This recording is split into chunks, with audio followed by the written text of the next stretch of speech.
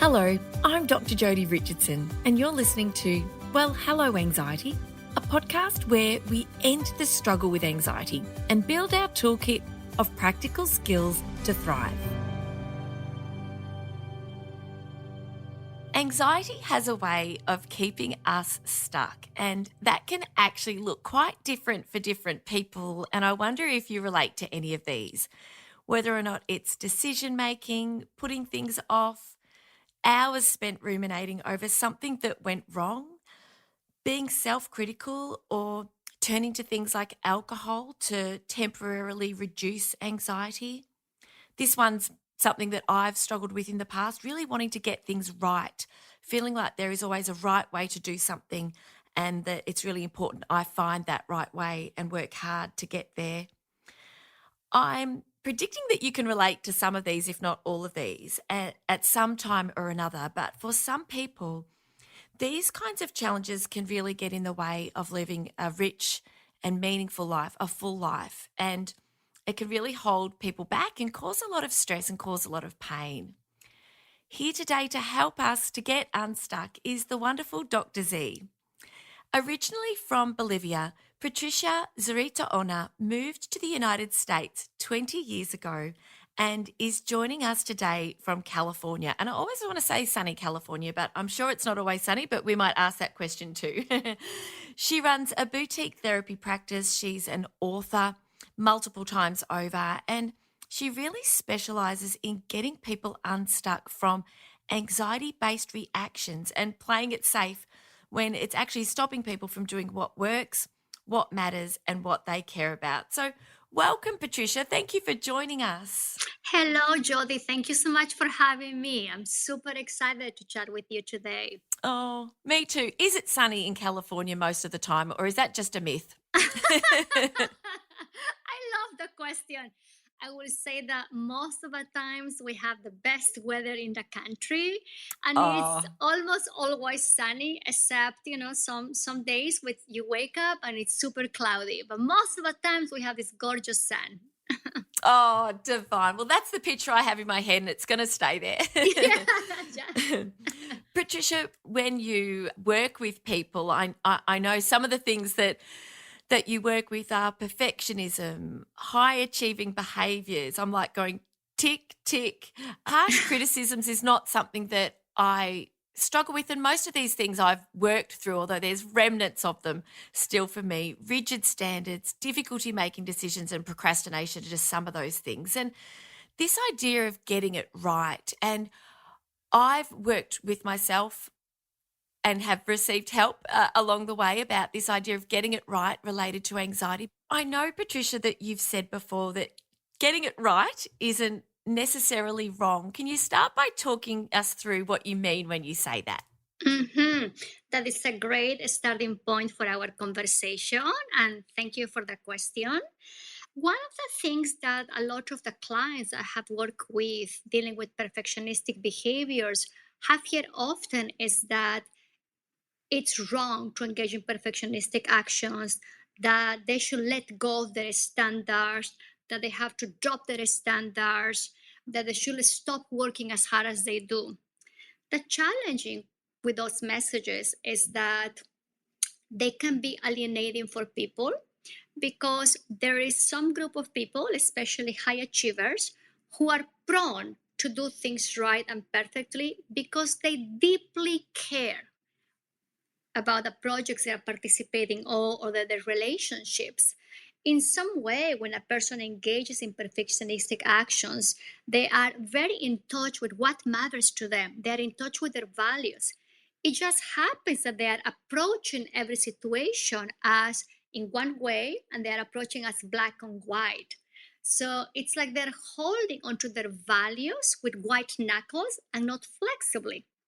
So for people listening to us, I just want to really clarify that having the proneness to do things right and perfectly, or being born with a proneness to do things right and perfectly, is not a sign that something is broken or wrong with them.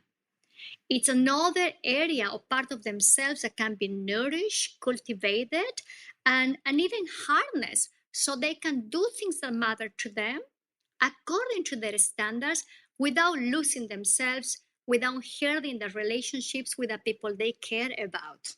So the frame is a little bit different. Oh, I love that response. And as I'm listening to you, just the compassion that you have in the work that you do and the way that you speak, and this idea of standards. And as I reflect on my own high standards and what I've learned along the way is some acceptance for myself and this idea. And I read this quote that consider everything I produce, not me personally, but as a community. If we consider what we produce to be a draft that evolves, and so that it just helped me let go of this idea that when I focus with my values and I produce work that I care about, like books and other resources, that I can consider that I am going to do the very best I can with what I have at the time. But also this acceptance that there will always be room for change, and that's okay.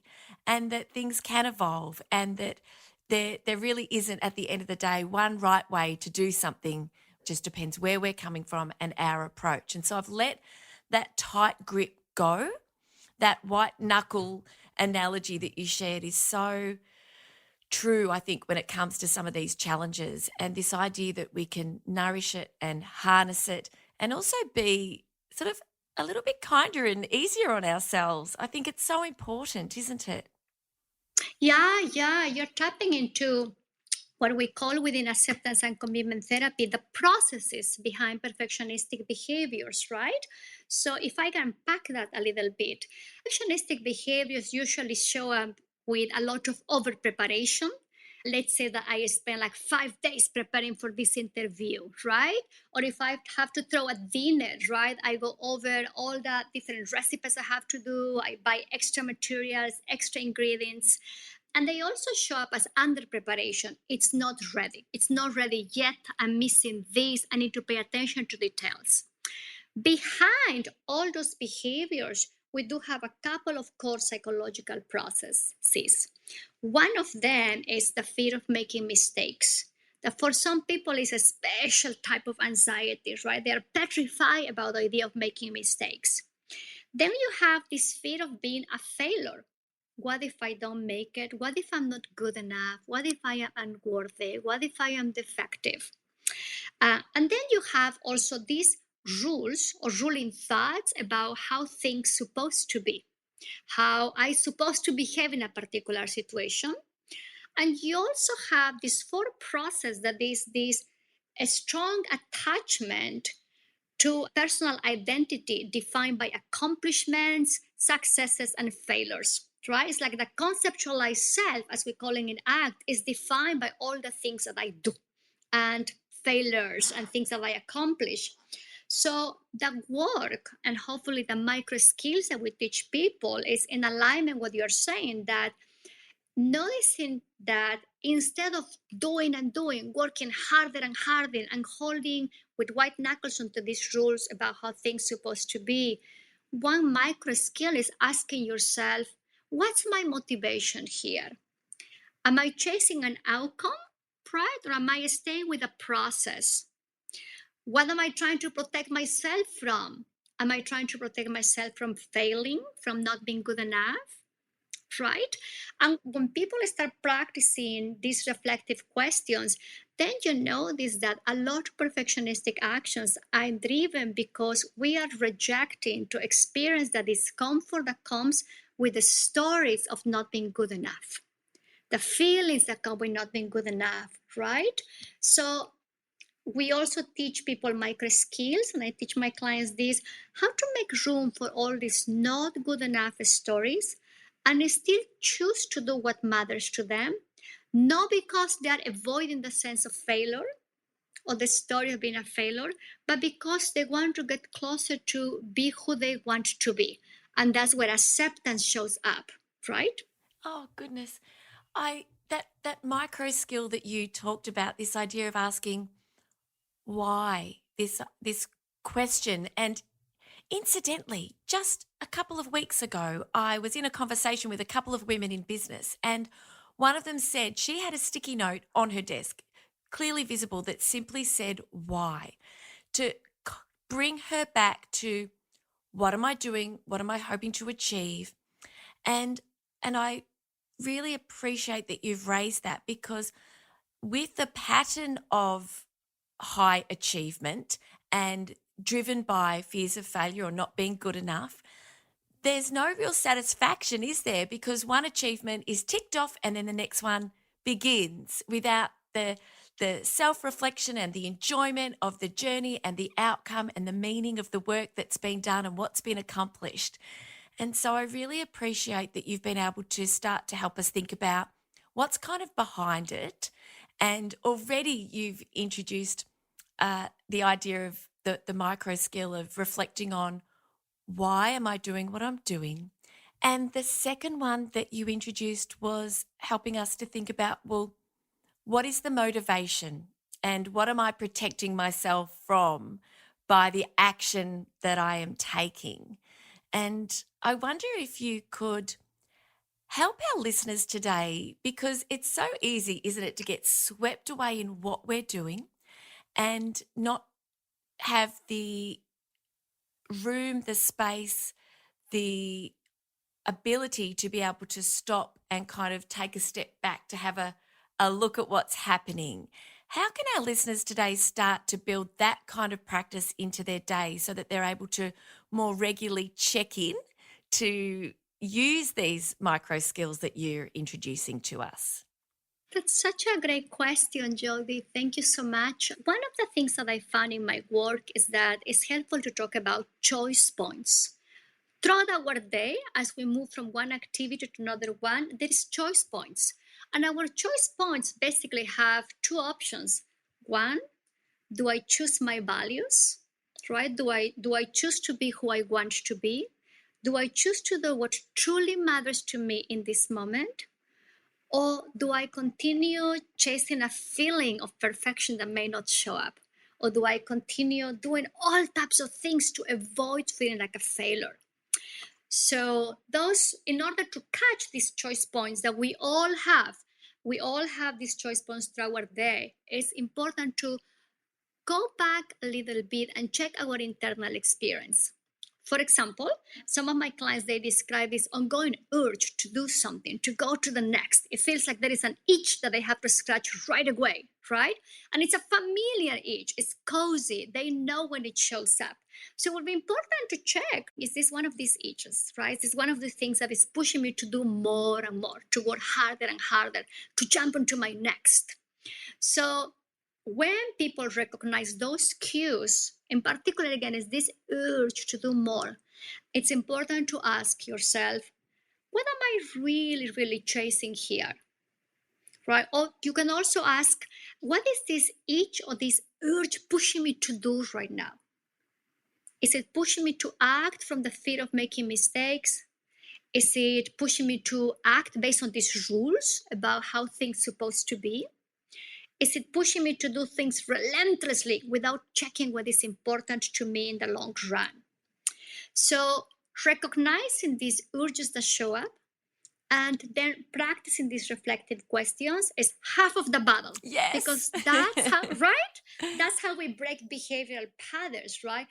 Noticing when they show up, acknowledging them, is that it's really like the first step to learn to harness the power of these perfectionistic actions. Oh, it's like you say, it's half the battle, and urges pass, don't they? They are feelings, they are visitors. Yeah. They are like the weather, they do pass. And I wonder if you could share an example of particular urge that people might get that's common.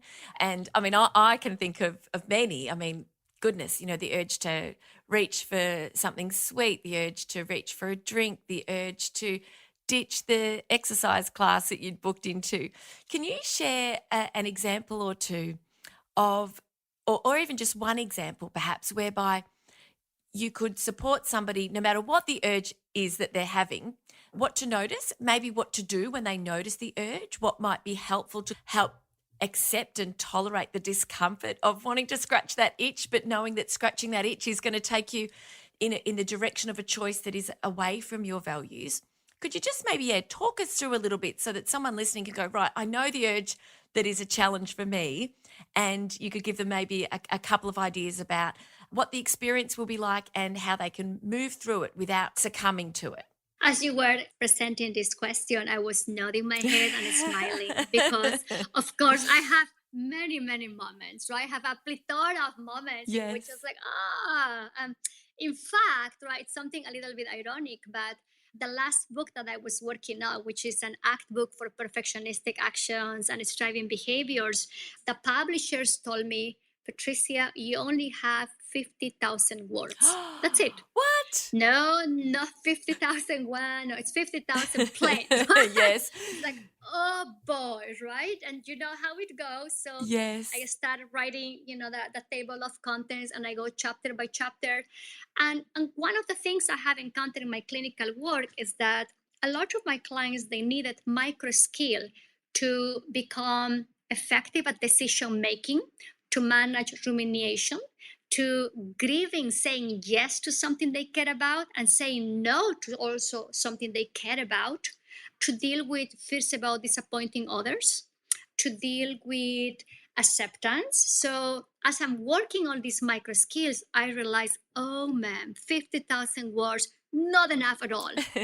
And because I can be one of those people that it's a high achiever as well, of course Yes. I have like, oh my gosh, it's not ready, I need to negotiate more, I need to do more, I need to write more.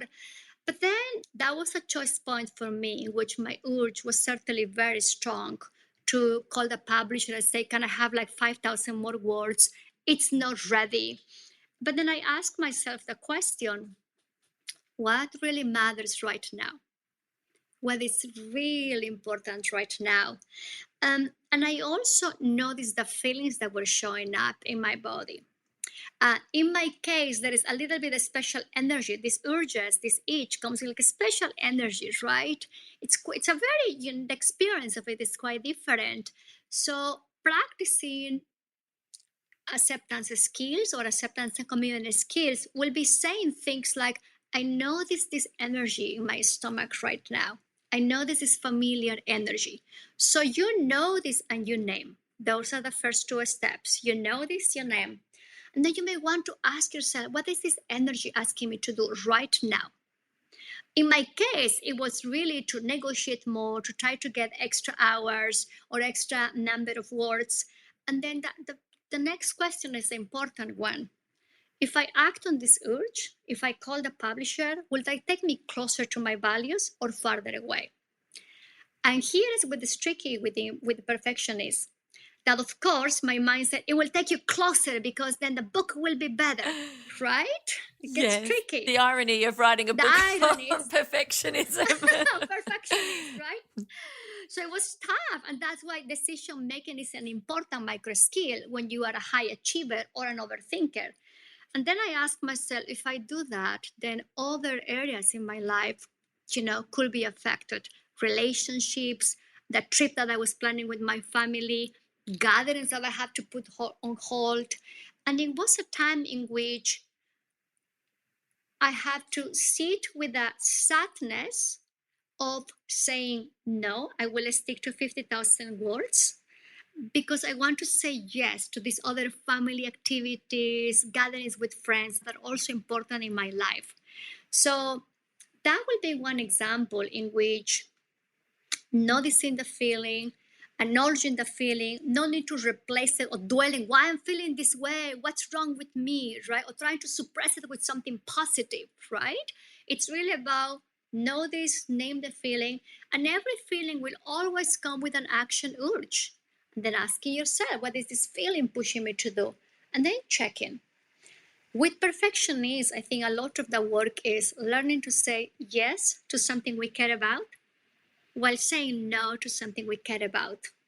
And that's where there's a lot of stuckness, right? But I think those micro skills are super important, super important. Otherwise, we are at the mercy of this proneness to do things right and perfectly. But learning to harness them is about distinguish when you do things right and perfectly because it's the right thing to do, and when you let it go because you also want to live other areas of your life.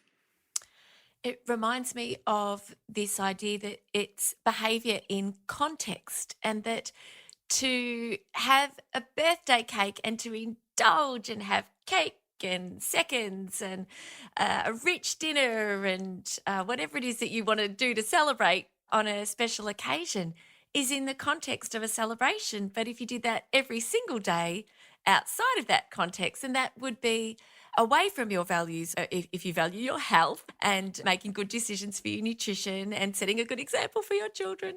And so it's this idea, isn't it, that there's no right or wrong here. Like you said, it's about what is the choice I'm making in line with my values in this situation.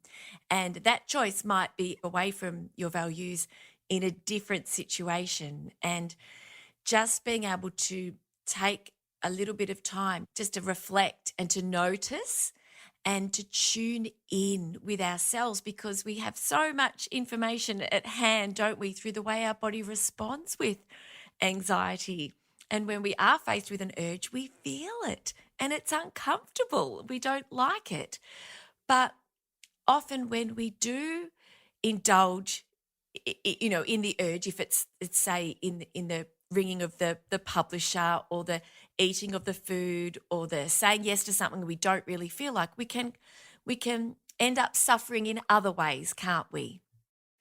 Yeah, I love what you brought up. It's really about understanding our actions in a given situation, in a given moment, and really giving ourselves permission to choose versus going automatically with the things that we usually do. And I think that, adding to what you're saying, I think that when we make these choices, we actually foster rich, healthy, and fulfilling lives, because the opposite is focusing in one area of our life and hurting our relationships, the relationship with ourselves, our spiritual life, the relationship with our bodies, right? So I think, again, it is important to acknowledge that our lives have multiple sources of joy and reinforcement, not just one.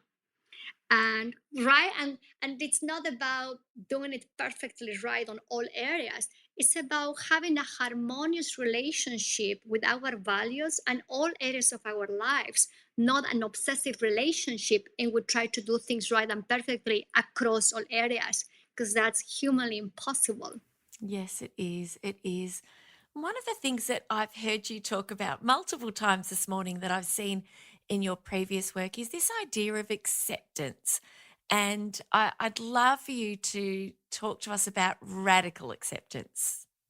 It's one of my favorite topics. When dealing with anxiety, I think there is a lot of projecting the feeling, suppressing the feeling of anxiety, replacing the feeling of anxiety, criticizing ourselves because we're feeling anxious. In the case of perfectionists, what I have encountered a lot, and I'm sure a lot of people who are listening to us, is this narrative, this story, this sense of not being good enough, this fear of failing. And what happens is that perfectionistic behaviors are trying to protect us from feeling like a failure, from protect us from not being good enough. So there are different experiential exercises to practice acceptance. But when I think about radical acceptance, I'm really inviting people to acknowledge their histories, and all those parts of themselves, including the one that is prone to do things right and perfectly, and making choices from that place, not from a place of self criticism, not from a place of trying to eliminate the story or trying to replace this uncomfortable story with a positive one. So that is why I think it is important to change the narrative a little bit. Perfectionistic behaviors are not necessarily wrong per se. It's when people learn to hold them lightly and flexibly, they can really find incredible golden nuggets and moments to be who they want to be. That also comes with really making room to say, yes, I have this proneness to do things right and perfectly. That's who I am in the world. And I just want to keep that on check as I move throughout my day-to-day life. Yes, you have such a beautiful way of putting things into perspective for us and explaining just the way we are so human in the way that we operate, and we have so much in common, and it's not always something that we talk about.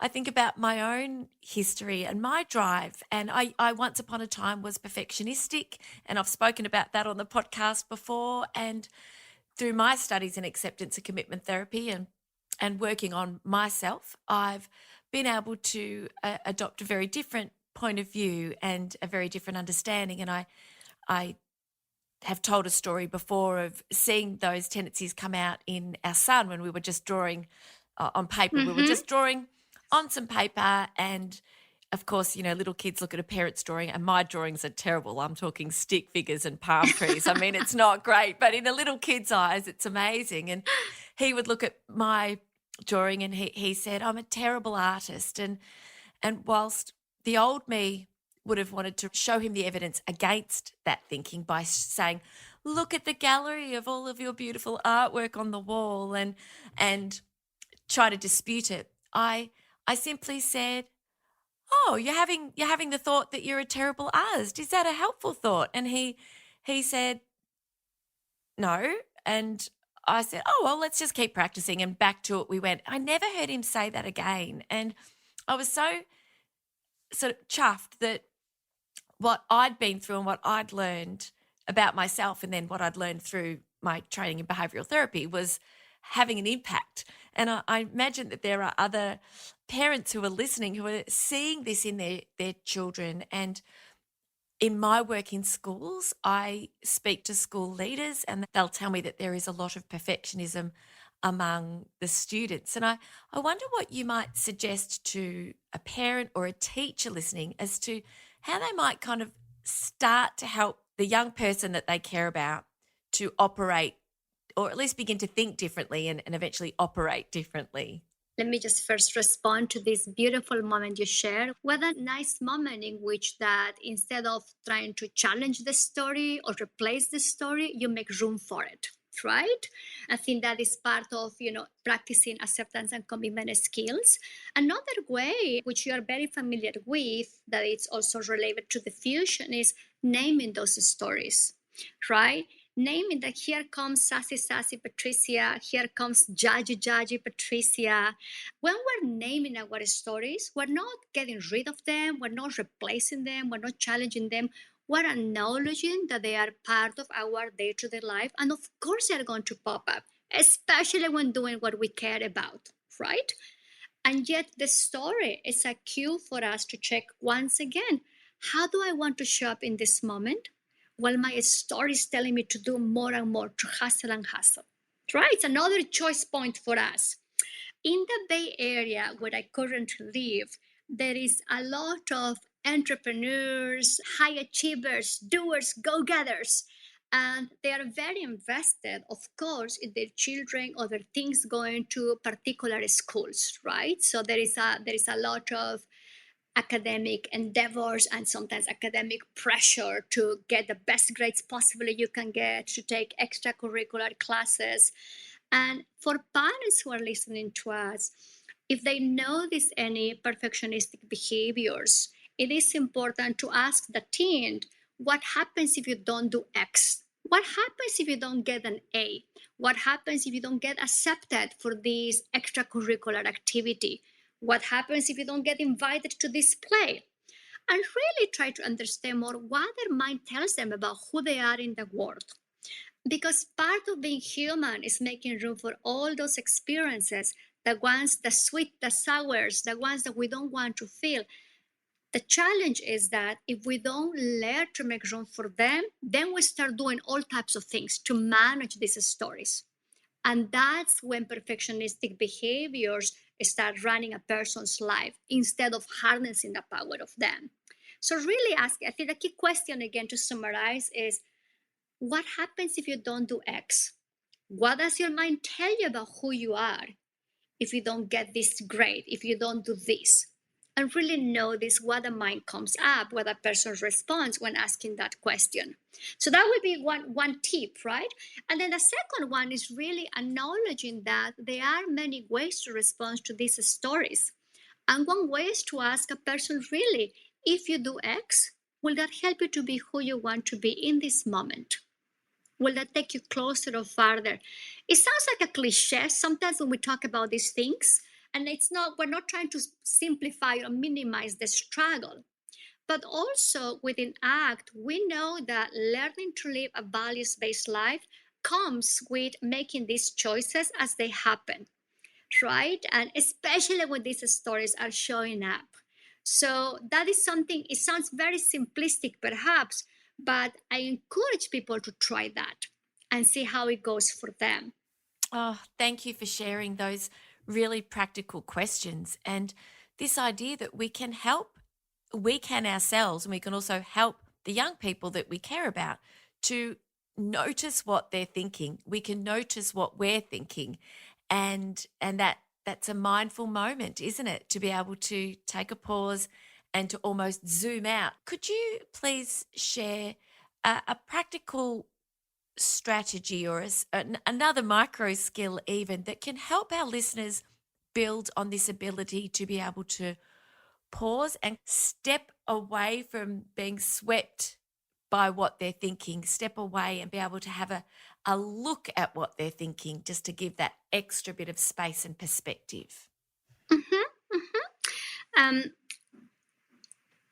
there is a particular type of thinking pattern that you will hear a lot when people are prone to perfectionistic actions, high achieving, and striving behaviors. And it's this when, then, if, then. When I finish taking care of my kid, then I will rest. When I finish this, then I will feel okay about myself. When I get accepted at this college, then I know I am worth it. So there is a lot of if then, when then types of thoughts that show up that make it difficult for people to make values based choices.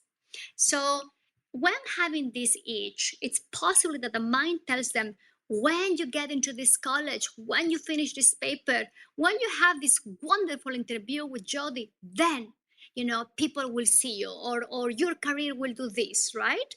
The challenge with that is that we get consumed by outcomes we don't have control of. We don't have control of how people feel or think about us. We don't have control whether a particular project will be outstanding or not, right? So, one micro skill is to check, is my mind telling me if then, when then thoughts? And how do I really want to respond right now while my mind tells me all this, if then, when then? So that's a very important micro skill. And the second micro skill, if I can add here, will be when making choices, there is a difference between being a satisficer versus a maximizer. Overthinkers, they are trying to maximize and optimize every single decision. It feels like every decision is life or death, right? From the shoe that you're going to wear today to the person you're going to marry. There is this stress of decision making. Even it feels like a phobia, right? Like, but I need to make a choice. On the other hand, we have satisficers who make the good enough decision. So if a person is listening to us and you find yourself stuck making decisions, it's important to ask yourself, do I really need to optimize, maximize this decision? Or can I make a good enough decision? Do I give myself permission to make a good enough choice? At the end of the day in life, a lot of things can be satisfied, few things need to be maximized.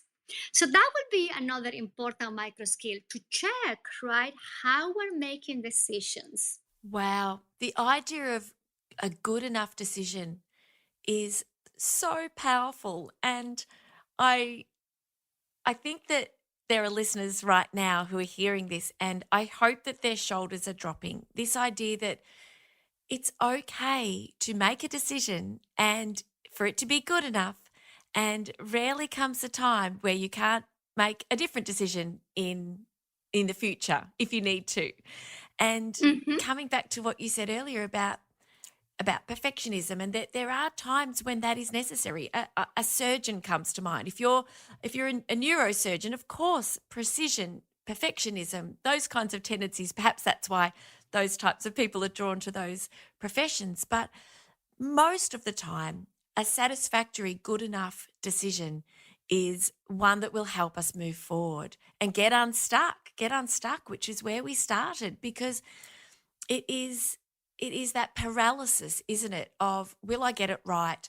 Will it be good enough? And this idea that, yeah, it will be good enough. It actually will be good enough most of the time. And when it's not, often there's opportunity for change and for a new decision to be made. And that's human. That's life. I wonder if you could share with us when it comes to a project, when it comes to something that we're working on, because a lot of what we've talked about sort of very much applies in the workplace as it does in our other aspects of our lives. When we are working on a project, what are some of the ways that we can think about our approach to getting things done so that we can make the most of the time that we've got when we've got the time and arrive at that sort of good enough outcome that we're looking for when we don't need something to be maximized? Mhm. There is one writer, his name is Steve Pavlina, and he's the one that talks about two different ways of getting things done: bursting and plodding. So, bursting basically means working in short, temporary cycles of high focus work, while tuning out anything that is not related to that project. Sometimes, for some projects, we say, I am going to work on this ebook in the next 4 days, let's say from Wednesday until Sunday, right? It's a very compact period of time.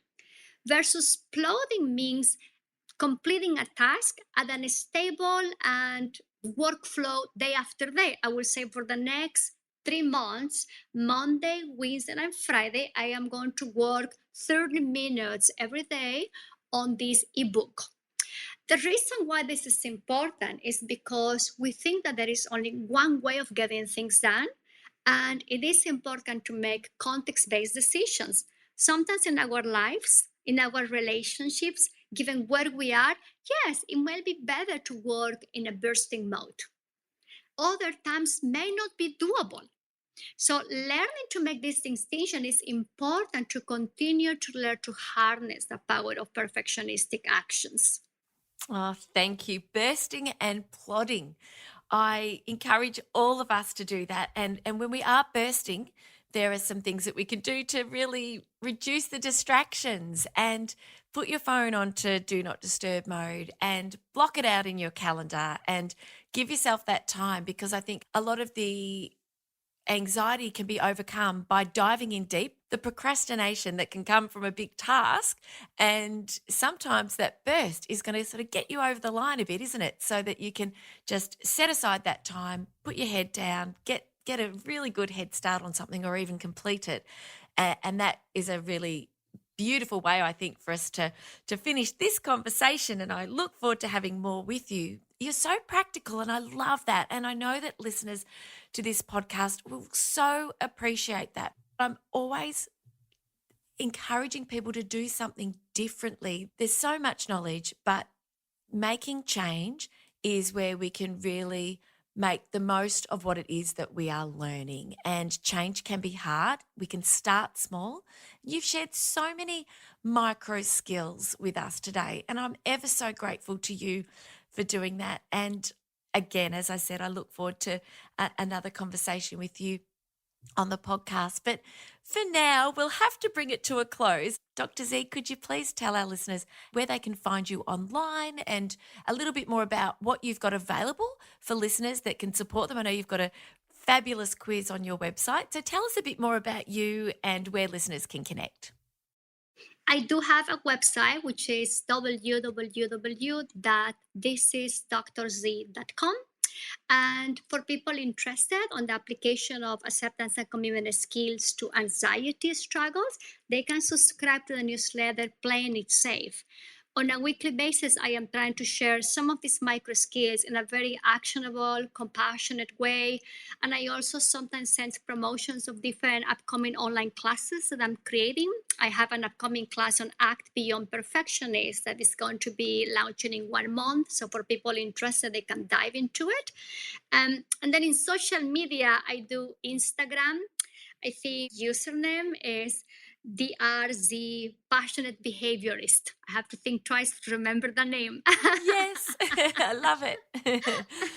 Oh, brilliant. And I'll put those details in the notes with the podcast for anybody. And I really want to thank you again for your wonderful work. It's been an absolute joy talking with you and learning from you. And yes, I really, really appreciate you sharing your knowledge and your time and your beautiful, compassionate self with us here today. Jodi, it has been a true honor to be on your show. I know you have been doing this amazing work for quite a while, and it's really, really neat what you're doing in terms of dissemination of actionable and compassionate skills. So thank you so much for the opportunity to chat with you. It has been a treat. It's been an absolute delight. And listeners, thank you for joining us. And I hope you've enjoyed this conversation as much as I have. My cheeks are hurting from smiling because I've just enjoyed this so much. And I really encourage you to choose something small to apply to your own life and start small and be consistent and be compassionate with yourself as you try out different skills and strategies that you've heard in this conversation or in others, and find out what works for you. You may very much like to start with just noticing those urges, thinking about that choice point, in which direction will action on this urge take me. And I always invite you to connect with our beautiful guest, Dr. Z, and me on Instagram or wherever you feel comfortable to share what you're learning and what you're trying and what a difference it's making for you. So thank you again for your time with us. Thank you for joining us for another episode of the podcast. And I look forward to seeing you again next week. Okay, bye. Thank you so much for joining me for this week's episode. If you enjoyed it, please subscribe and leave a review. To keep the conversation going, I'd love you to join me over on Instagram. You'll find me at Dr Jodi Richardson. Also, if you'd like a copy of my free 5-day mini email course, Calm Your Anxious Brain, then jump over to my website, drjodirichardson.com, and you can sign up down the bottom. I've really enjoyed having your company. Thanks so much. See you next time.